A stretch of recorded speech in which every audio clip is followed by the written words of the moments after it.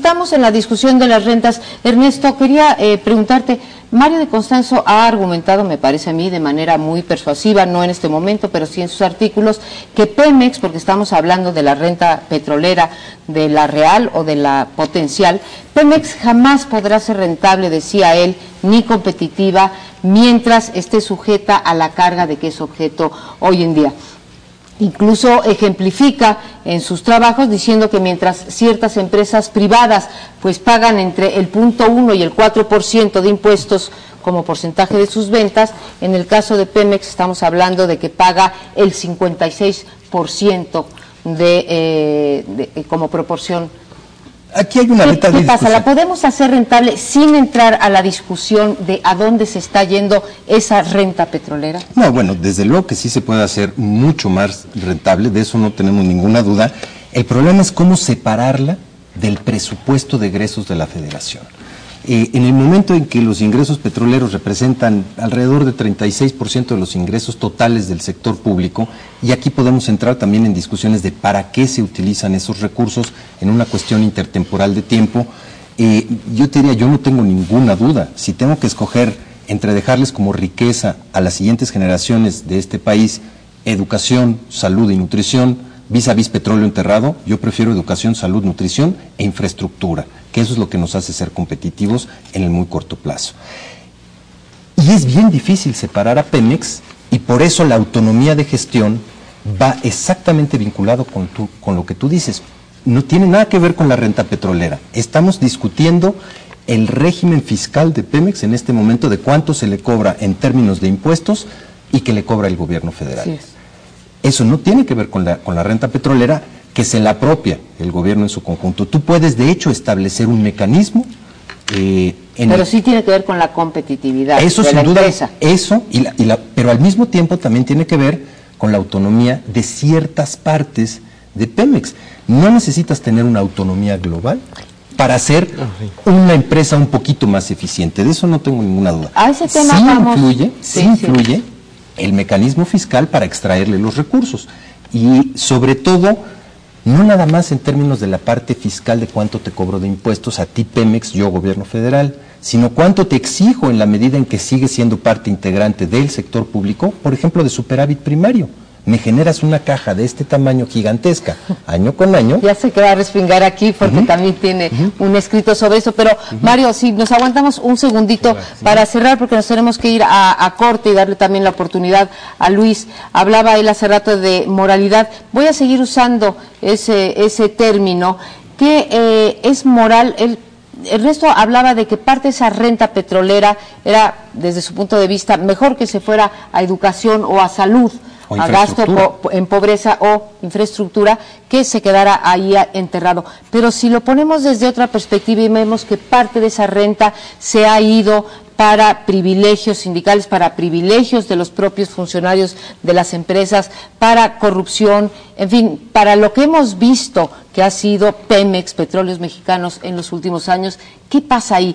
¿Cuánto se va realmente a lo que dice Ernesto y cuánto se nos drena de Pemex en todo lo demás? Bueno, yo creo que ese es precisamente el punto. Es el punto que no viene en esta reforma ni en el diagnóstico que presentó el gobierno.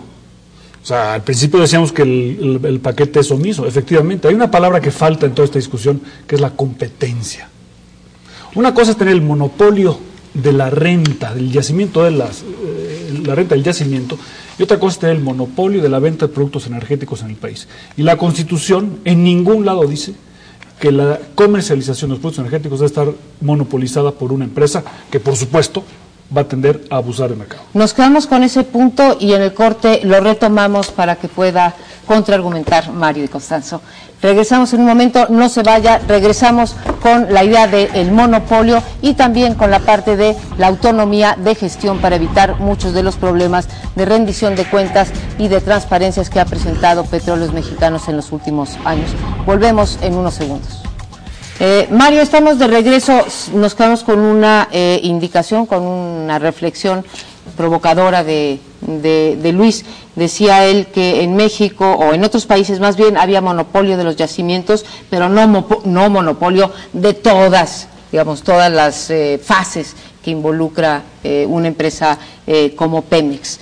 Es cierto, creo que nadie en esta mesa se atrevería a decir que no es el caso, hay un monopolio, ¿sí? Está bien que lo mantengamos, está bien que sigamos sin criterios de rentabilidad política, de rentabilidad económica, y sigamos manejando a Pemex básicamente con criterios de rentabilidad política. Yo te diría dos cosas. La primera, no es el único monopolio que existe en la economía mexicana. No, pero eso y no no lo se les hace ha hecho más nada. lícito, está bien, hay que Esa es atacar todos, tienes toda la razón. No es el único. Absolutamente, vámonos contra todos. Pero ¿qué pasa en el caso de Pemex? Aquí yo haré una reflexión. ¿Se beneficia Pemex? O sea, ¿los precios monopólicos son de Pemex o son de las finanzas públicas? Es decir, son por las finanzas públicas. Hay que revisar la política de precios de transferencia de estas subsidiarias de Pemex para ver por qué el consumidor tiene que pagar esos energéticos más caros. ¿Y quién es el último beneficiado? Porque nos queda claro que Pemex no ha sido.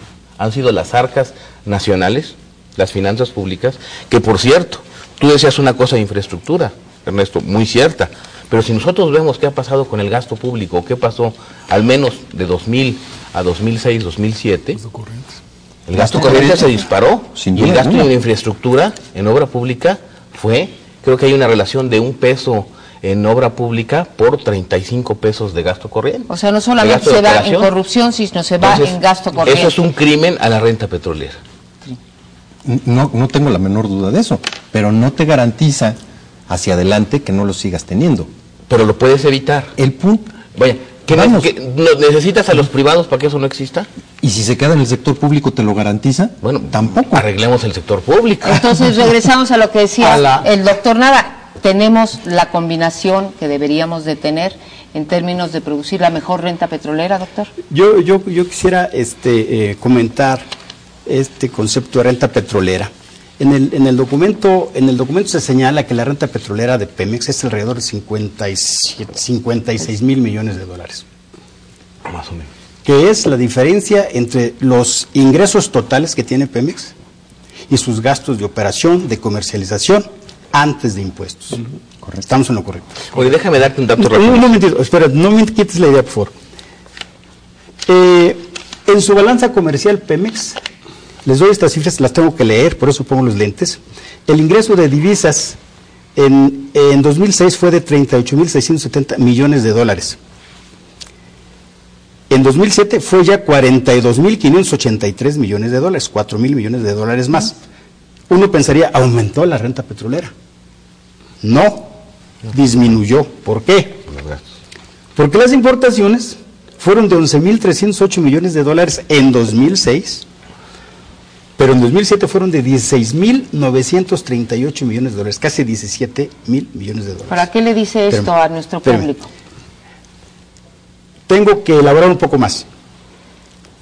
El 90% de los ingresos en ambos años fue por exportación de crudo.